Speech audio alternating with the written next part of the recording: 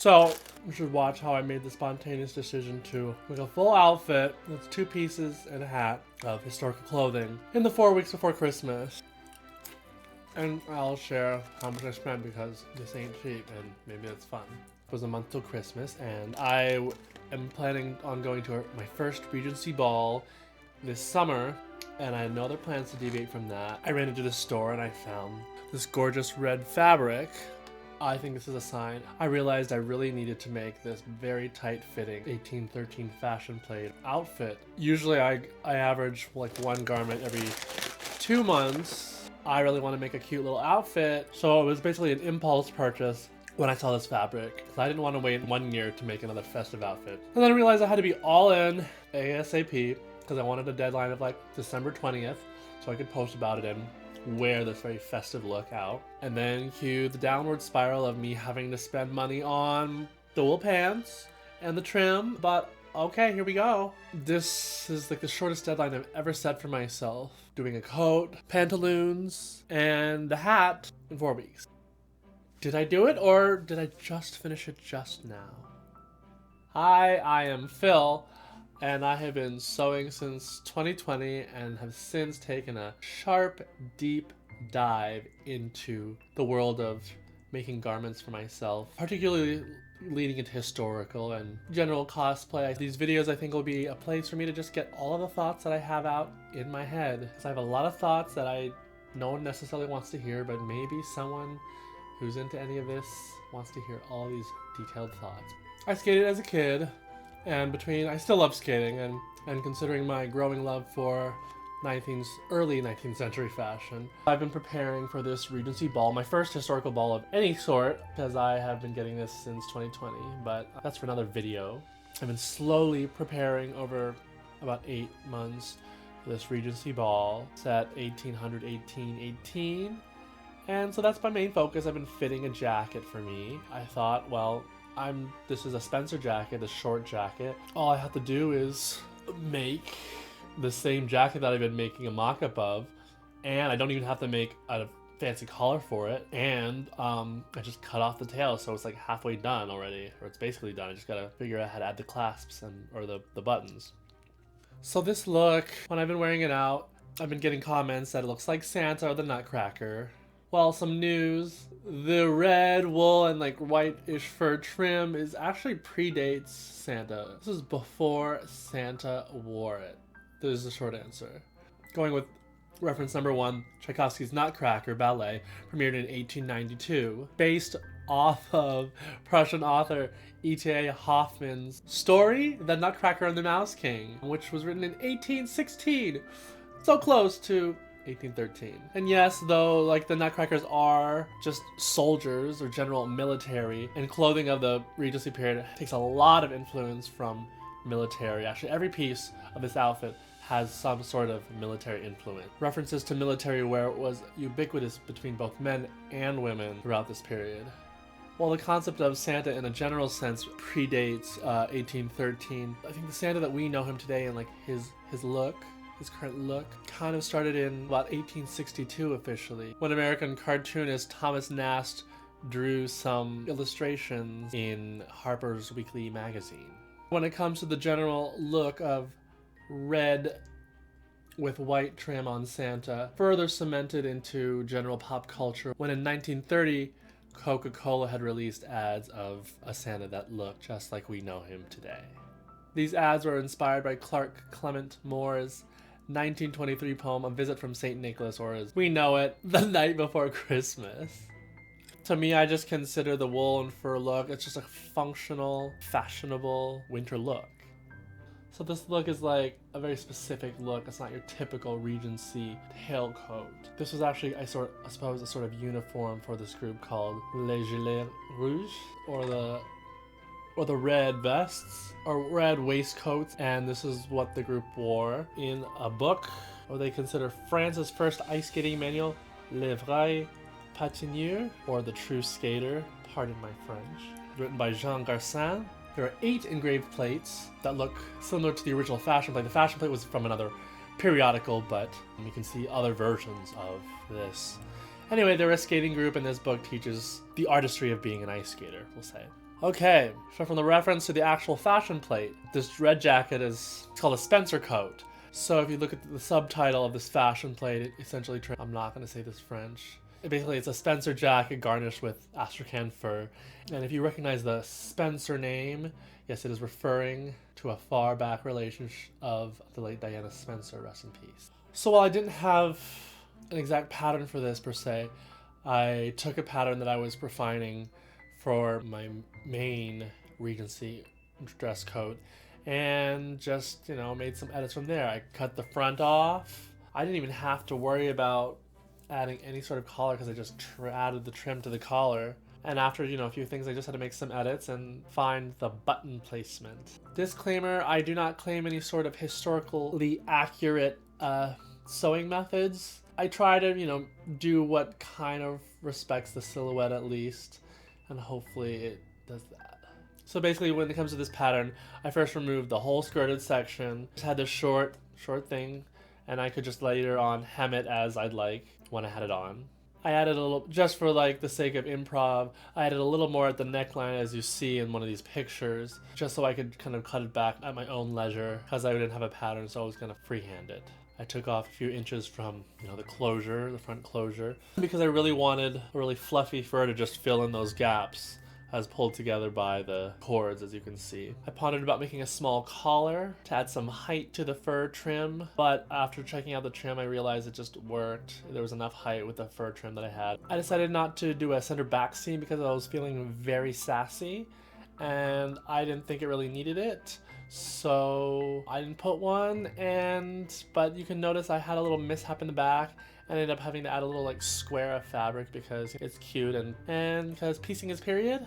So next I definitely had to make a little mock-up to figure out where my buttons were, and I kind of really hated dealing with these buttons because obviously I knew that like going straight down would not fit my curvy body, because essentially the further down you go, it kind of like cones into my waist.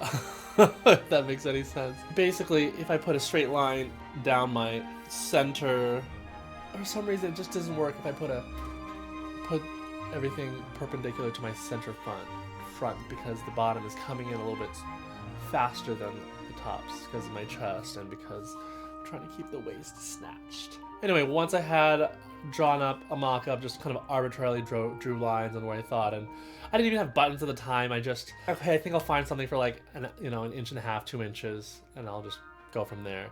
Because I didn't have enough time, so I was kind of trying to push through this. So I put down my revised coat front and sleeve patterns, which I already had made the custom fit for, to my future Regency tailcoat, down on the wool on the floor, and thread marked the whole pattern, marking my seam lines and vague button placement, and this took a long time. Then I cut the pieces out and just hand sewed everything together, and then press your seams open. I pressed my seams open. Be careful, because, well, wool's easy. Wool's nice. Wool's your good Judy when it comes to pressing. Oh, and if you found this interesting, if you wouldn't mind hitting the subscribe button and liking my video and are interested in following my nerdy thoughts and all the things that go into construction and about menswear of different times. So call me crazy, but I kind of like hand sewing myself, and I like the charm of the threads that do inevitably poke through because it's just so tight. And honestly, it doesn't even take that much longer in my opinion, because all the setting down of the fabric and lining up everything on the machine, but particularly on the curved seams in the back, I like just having that control. And the unevenness, you get used to the unevenness of hand stitching. But when you look at like a sewing machine stitches, they almost look too perfect once you get used to hand stitching after a while. Ideally, I would have liked to use a nicer and thicker wool, but this was purdy and it was cheap and I needed to make it work, so I ended up interfacing with just a random like felt to make it kind of cushier and softer. And of course I added some, I don't even know what I have. Do I have linen canvas or do I have horsehair? I got it at a thrift store and it basically like one of those. I don't know where I learned this from. I guess I literally have seen people on Instagram do it. But essentially what I'll do is I'll baste in the interfacing in the shape of the pattern without the seam allowance, place it in and kind of use it as like a template. And then I'll like hem over or I'll fold the seam allowances over it and then just like kind of sew them closed so it sticks in, and they just kind of hang in there, sewed in with the seam allowances. I like it because it just kind of like, I don't know, it makes everything kind of clean. Once the main bodice was done, I had to move on to the buttons, and the buttons were, I live in New York City, so I was able to just go downtown and search the 3 button stores until I found the perfect buttons. They weren't the right colors, so I was considering paints, acrylic paints, and then I was realizing, I read that I could just use nail polish. And I tried to find the right red, and it wasn't quite, but it looked nice. It's not a perfect match, but I think it looks cute. I also just took some pins to cardboard, stuck them down, put the pins on, painted them quite a few times, and added a top coat. It really helps to put down those pins. One pin, actually 2 pins for specifically this button, because then they'll just go like, oh, all over the place when you're just trying to like paint them like this, and it's kind of annoying. But 2 pins is great because they don't move. And then I use a thick double F thread. I use that for making OA reeds. A thick red thread that I had laying around to tie in these buttons. And then I backed them with just 2 smaller cheap buttons that I had just as a sort of support, because otherwise it's just like heavy button against cloth. But then I added the level of a hard button to just kind of fight back with it. Thank you to the Facebook group Regency Costuming for that advice. Very helpful. So I knew the initial marks that I had made to my jacket were kind of rough, and I knew they weren't going to be perfect. So I kind of painstakingly sewed them in where I thought they would, and then I rearranged the ones I thought were asymmetrical, didn't look good. I hated tying in those buttons because and that thread was thick, and everything was just thick, and just a lot of laborious sewing. And then I was just like, I'm done obsessing over with the symmetry and the perfection of these buttons because I'm still on time crunch. So I moved on until I was happy enough with them.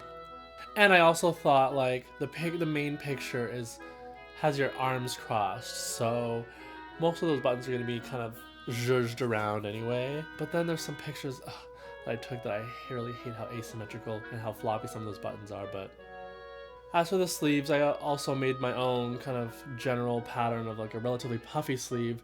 And then I just will take it in as needed. I'd rather have more than not enough. So I have like a lot of ease, and then just kind of like ease it in or like cut it and just move it in just so to make the puff more or less. But I realized if I did everything too flush, that particularly like reaching forward, I couldn't get enough movement. So I needed to add a little puff just kind of in the back, or more puff than on the top of the shoulder. Essentially the puff is there to kind of relieve some tension in the sleeve when being pulled forward. You can see in some other fashion plates that there's some little extra puff in the back where the back arm meets the shoulder seam, so there's extra movement. So next I had to work on the cording of this jacket. Now that I had the beads painted, the buttons, I guess, they feel like beads though, that stuff's sewed down. Now I can start with the cording. And honestly, obviously it would have been nice to have silk or cotton cording, but honestly I'm really glad that these were polyester because it made cutting them and kind of reattaching them so much easier because I basically like melted them. I took the cut ends that I kind of just estimated by tying them around the buttons, and then cut them to length, put them into a flaming stove,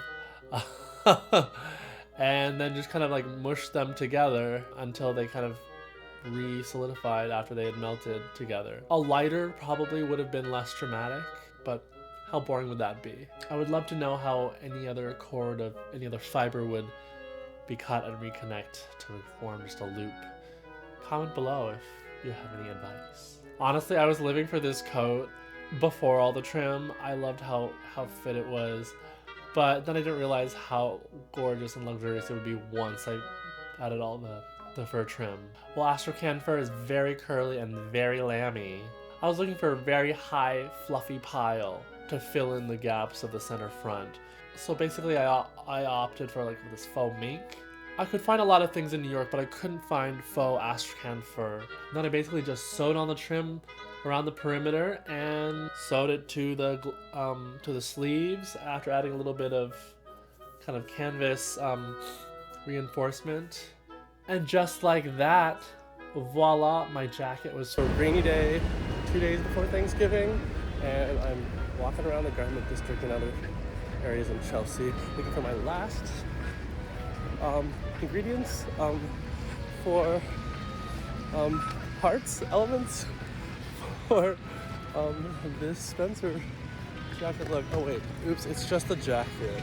I haven't even thought about the pantaloons yet. Never mind. Okay, the pantaloons. Generally close-fitting pants that end just above the ankle.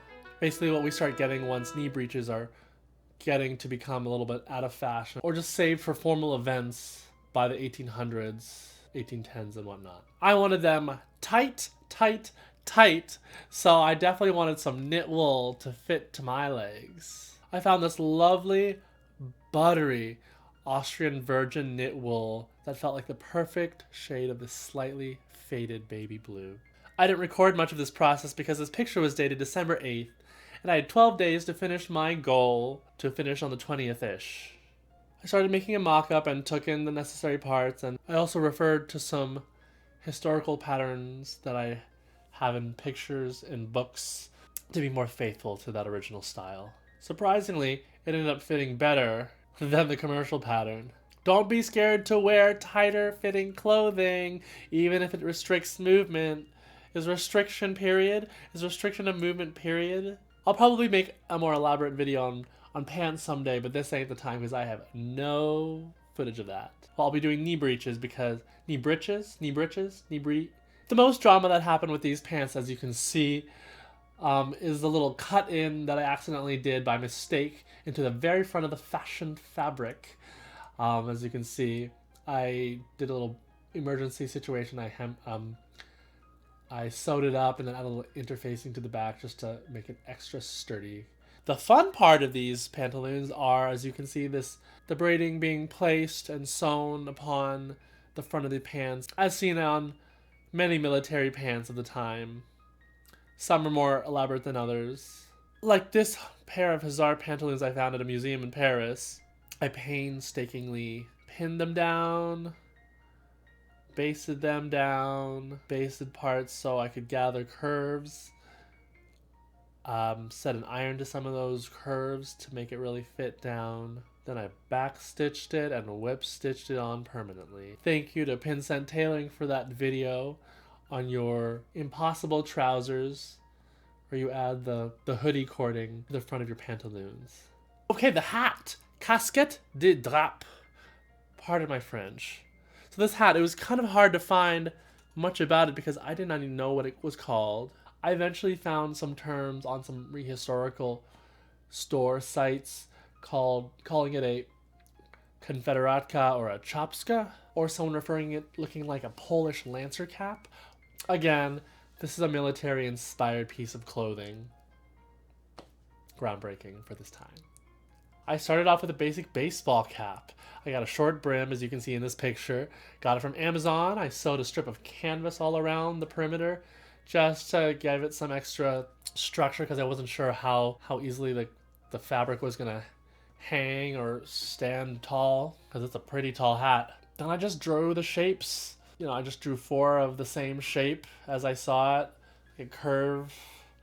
Just drew this shape. I drafted it based off of some pictures I found on Pinterest, and it worked out. I didn't make a mock-up and I made it work. It was a little too tall at first, but then I just cut it down a little bit and I hand sewed it onto the cap. I was feeling like a real milliner. Oh, actually, well, then I got crazy and I decided to add some layers for some stiffness, so I added some felt, and then I added the same wool that I made the coat from on top, and then I decided to quilt it because I was crazy. And I thought it would look cute, so I was kind of happy with that. And then I just sewed some metallic tape to the front and around the box, the top part of the cap. I did it all inside out, and then I turned it all back in, poked out the corners, and in one of the pictures from the True Skater, there's a picture of a guy with the Czapka hat with fur on it, so I just thought I had some extra fur, so I thought I would add the fur to complete the look.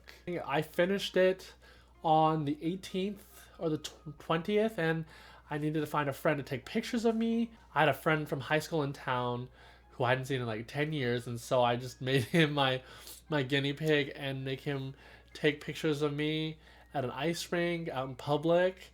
And I forgot the gloves for the photo shoot, which is a bummer, because I got these like yellow buckskin, and I even sewed them in so they wouldn't be as like chunky and utilitarian, and I didn't bring them. But I brought them to Christmas, the Christmas walk with my friend. Okay, it is time for what I'm going to call the toot and total, because I am going to be playing an instrument while I break down what I spent on my supplies. First up is the red Italian wool fleece. It's $24 a yard, and I got 2 yards. The fur trim was $19 a yard, and I got 4 yards. The red polyester cording was $3 a yard, and I got 5 yards. The 12 toggle buttons and 2 buttons that I put in the back was a total of 32. The nail polish, 2 bottles, and a top coat went for 12 bucks. The Austrian double knit virgin wool was one of the hard hitters. It was $82.95 a yard, and I got 1 3/4, bringing us to about $145. I got some tape, trim, and thread for about 20 bucks. The short brim hat base that I bought on Amazon was 12 bucks. And the final total comes to about $360. Not cheap, but honestly it was worth it for those pants. This has been a journey. It's gonna be a messy video, but thank you for watching. Goodbye.